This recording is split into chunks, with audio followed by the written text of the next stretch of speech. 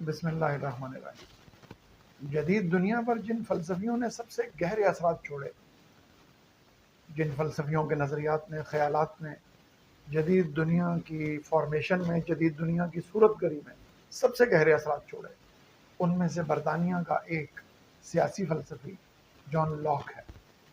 John Locke محض سیاسی فلسفی نہیں ہے، وہ پولیٹیکل فلاسفر بھی ہے، اپسٹمولوجسٹ بھی ہے، یعنی اس کا نظریہ علم بھی ہے۔ آج ہم اس کے نظریہ علم پہ بات نہیں کریں گے۔ تو جان لاک لبرلزم کا فاؤنڈر ہے، اور لبرلزم کے نظریے کے مطابق انسانوں کے پاس زیادہ سے زیادہ انڈیویجول لبرٹی، انڈیویجول فریڈم، شخصی آزادی کچھ بھی کرنے کی وہ ہونی چاہیے لبرل قانون کے مطابق۔ تو انسانوں کو تین گروہوں کے حوالے سے دیکھا جا سکتا ہے۔ پہلا گروہ یا ایک گروہ جو خدا کی رضا چاہتا ہے اور اپنی آزادی کو خدا کی رضا کے مطابق اس کی حد بندی کرتا ہے، اس کی لمیٹیشن کرتا ہے۔ اور دوسرا گروہ خدا جس کی رضا چاہتا ہے، وہ جو اقبال نے کہا ہے کہ خدا بندے سے خود پوچھے بتا تیری رضا کیا ہے۔ اور تیسرا گروہ جو نہ تو خدا کی رضا چاہتا ہے، نہ خدا اس سے اس کی رضا چاہتا ہے، بلکہ وہ اپنی مرضی کے مطابق زندگی گزارنا چاہتا ہے ہر لحاظ سے، اور وہ اپنے ذہن کو اور اپنے حواس کو ذریعہ علم سمجھتا ہے، صرف اور صرف، اس کے علاوہ کسی چیز کو نہیں۔ تو یہ تیسرا گروہ ہے جو اپنی مرضی کے مطابق زندگی گزارنا چاہتا ہے۔ تو پہلے جو دو گروہ کا ہم نے دو گروہوں کا ذکر کیا، وہ دونوں خدا کو اپنا مالک مانتے ہیں، جبکہ تیسرا گروہ خود کو اپنا مالک سمجھتا ہے۔ یعنی تیسرا گروہ مانتا ہے کہ میں خود پراپرٹی ہوں اور خود اپنا آنر ہوں، خود میں اپنا مالک بھی ہوں۔ اس تیسرے گروہ کا جو سب سے بڑا نمائندہ ہے انسانی تاریخ میں، یعنی کہ لبرلزم کا بانی، وہ ہے جان لاک۔ تو جان لاک کا جو نظریہ ہے اس حوالے سے ڈاکٹرائن آف سیلف آنرشپ، جس کو زیادہ بہتر طرح سے ہم کہہ سکتے ہیں doctrine of ownership of body, کیونکہ جان لاک سیلف کا تو قائل نہیں ہے۔ اس کی نظر میں انسان ایک بلینک سلیٹ کی حیثیت سے پیدا ہوتا ہے، تو لہٰذا سیلف تو اس کی ہوتی نہیں ہے، باڈی ہوتی ہے۔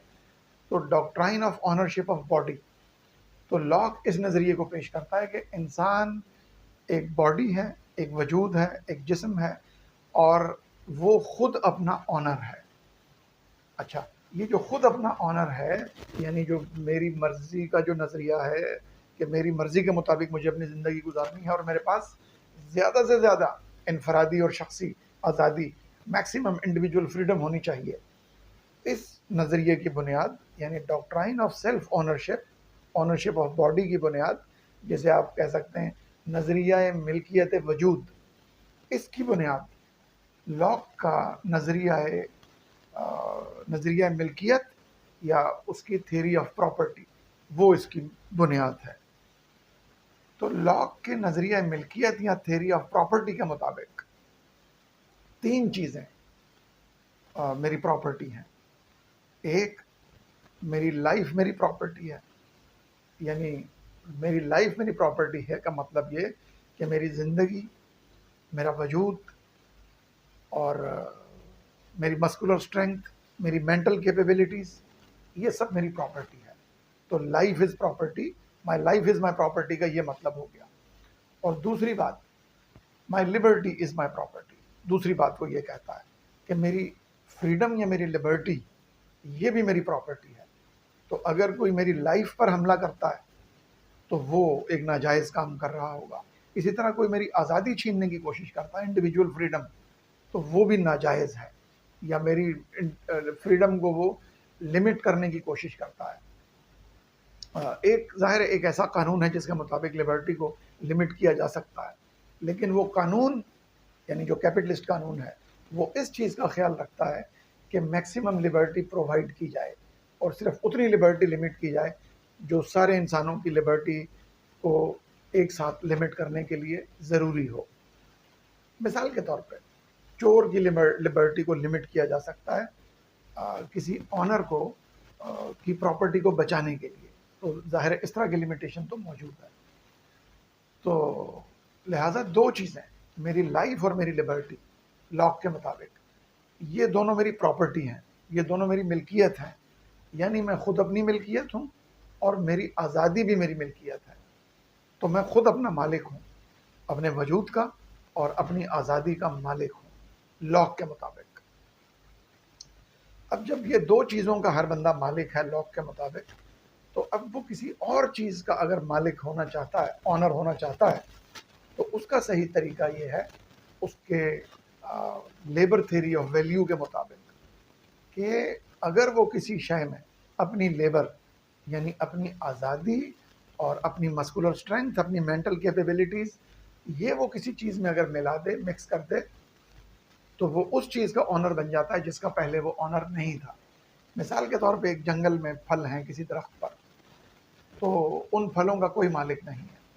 تو جو شخص وہ پھل توڑ لے، تو جو توڑنے میں اس نے پھلوں میں جو اپنی محنت شامل کی ہے، اس محنت کی وجہ سے وہ ان پھلوں کا مالک بن گیا، کیونکہ اس نے اپنی لیبر ان کے اندر مکس کر دی، اپنی مسکولر اسٹرینتھ یا اپنی کچھ صلاحیت ان کے اندر مکس کر دی، تو وہ ان کا آنر بن گیا.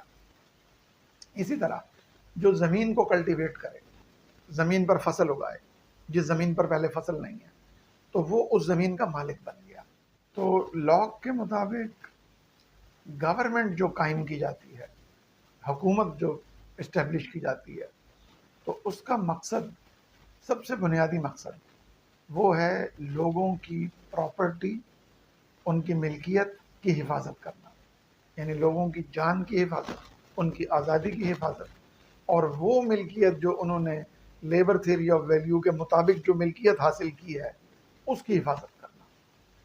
تو حکومت کے پاس جو قوت ہوتی ہے، اس قوت کا جو بنیادی مقصد ہے وہ ہے لوگوں کی پراپرٹی یا کیپٹل. ایک تو کیپٹل، لوگوں کو کیپٹل ایکومولیٹ کرنے کی آزادی دینا، اور پھر حکومت کا کام ہے کہ کیپٹل ایکومولیشن کی حفاظت کرنا اور لوگوں کی پراپرٹی یا ان کی ملکیت کی حفاظت کرنا. تو جان لاک اس بات کا قائل نہیں ہے. مثال کے طور پہ جب حق رائے دہی کی بات ہو، ووٹ دینے کی کسی الیکشن کے حوالے سے جب بات ہوتی ہے ڈیموکریٹک سسٹم کے اندر، جمہوری نظام کے اندر، تو جان لاک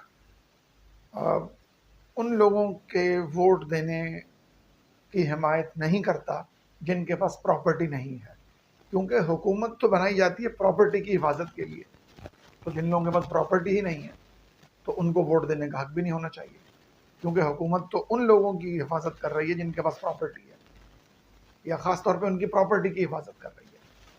انسان کی حیثیت سے تو سب کی حفاظت کر رہی ہے، لیکن بنی ہے پراپرٹی کی حفاظت کرنے کے لیے بنیادی طور پر. تو غریبوں کو یا پراپرٹی لیس کو ووٹ دینے کی اجازت نہیں ہونی چاہیے. اسی طرح لاک کی نظر میں عورتوں کو ووٹ دینے کا اختیار نہیں ہونا چاہیے. اور مثال کے طور پہ ریڈ انڈینز کو، امریکن جو ریڈ انڈینز تھے یا ابھی بھی ہیں، تو لاک کے نظریے کے مطابق ان افراد کے پاس ووٹ دینے کا اختیار نہیں ہونا چاہیے. یا اس کے علاوہ جو سیاہ فام جو افراد ہیں ان کو بھی ووٹ دینے کا اختیار نہیں ہونا چاہیے. بلکہ جان لاک جو آزادی کا علم بردار ہے اور لبرلزم کا فاؤنڈر ہے ایک طرف، دوسری طرف وہ سلیو ٹریڈ یعنی غلاموں کی تجارت کو بھی جائز مانتا تھا. اور جان لاک نے غلاموں کی تجارت جو کمپنیاں کر رہی تھیں ان میں سے بعض کمپنیوں کے شیئرز خرید رکھے تھے، اور ان سے جو منافع حاصل ہوتا تھا جان لاک اس میں سے اپنا حصہ وصول کرتا تھا. تو ایک طرف تو جان لاک میکسیمم لبرٹی کا قائل ہے، یعنی جان لاک دو انتہاؤں کے درمیان اپنا فلسفہ جو پیش کر رہا ہے. ایک طرف تو وہ ایک انتہا کا قائل ہے کہ ایک لبرل ملک کے اندر افراد کے پاس میکسیمم انڈیویجول لبرٹی ہونی چاہیے، لیکن دوسری طرف ریڈ انڈینز کے پاس اور سیاہ فام افراد کے پاس ان کو خریدا اور بیچا جا سکتا ہے، ان کے پاس لبرٹی نہیں ہونی چاہیے. تو یہ دونوں انتہائیں ہیں، یعنی لبرٹی، اس حد تک لبرٹی کا خاتمہ کہ آپ انسان کو خرید اور بیچ سکیں، اور دوسری طرف اس حد تک لبرٹی کو سپورٹ کرنا کہ بہت ساری چیزیں جو انسان لذت پرستی کے لیے کرنا چاہتا ہے ان کو جان لاک سپورٹ کرتا ہے.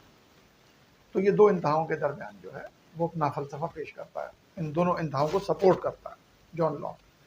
تو ہم نے دیکھا، اچھا اس کے علاوہ جان لاک کولونائزیشن کا بھی سپورٹر ہے۔ یہ جو لائف لبرٹی کی جو بات ہو رہی ہے، ان کو وہ نیچرل رائٹ سمجھتا ہے کہ میری جو لبرٹی ہے یہ میرا نیچرل رائٹ ہے، اور میں اگر کسی زمین میں جو دوسرے نے ایسی زمین جس کو کسی نے اب تک کلٹیویٹ نہیں کیا، اگر میں اسے کلٹیویٹ کرتا ہوں یا کوئی فرد اسے کلٹیویٹ کرتا ہے تو وہ اس کا آنر بن جاتا ہے، یہ اس کا ماننا ہے نا۔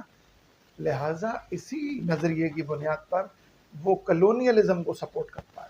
کلونیلزم مطلب جیسے ایک ملک دوسرے ملک پر قابض ہو جاتا ہے اور اس کے وسائل کو قابو میں لے آتا ہے، تو یہی چیز کلونیلزم ہے۔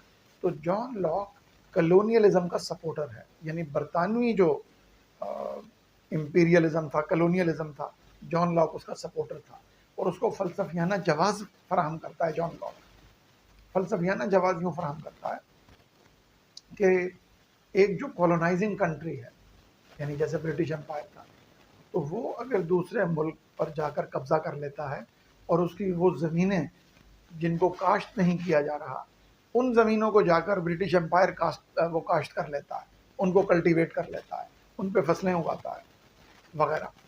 لہٰذا اس لحاظ سے جان لاک کے مطابق برٹش امپائر اس کا مالک ہے، وہ اس کا مالک بن گیا، اس طرح سے وہ آنرشپ اس نے حاصل کر لی۔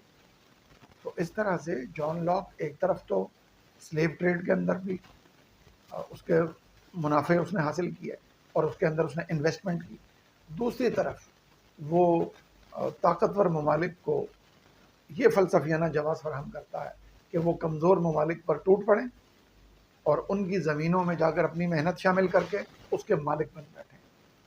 تو آج کی گفتگو میں ہم نے جان لاک کے نظریات کی کچھ جھلکیاں آپ کے سامنے پیش کی۔